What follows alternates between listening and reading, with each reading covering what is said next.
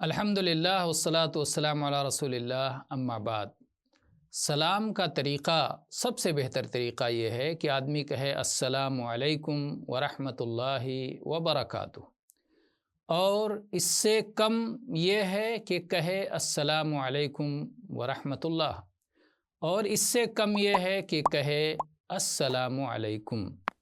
اس کی دلیل ابو ہریرہ رضی اللہ عنہ کی وہ حدیث ہے جس میں فرماتے ہیں کہ اللہ کے رسول صلی اللہ علیہ وسلم کے پاس سے ایک شخص کا گزر ہوا اور اس نے کہا السلام علیکم، تو اللہ کے نبی صلی اللہ علیہ وسلم نے فرمایا 10 نیکیاں۔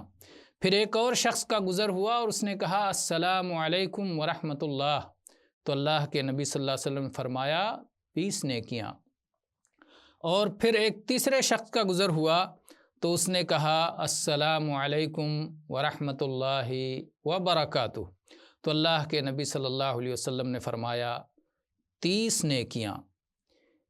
یہ حدیث سنن ترمذی میں ہے اور علامہ البانی رحمہ اللہ نے اسے صحیح قرار دیا ہے، تو اس سے سلام کا طریقہ معلوم ہوتا ہے۔ واللہ اعلم والحمد للہ رب العالمین۔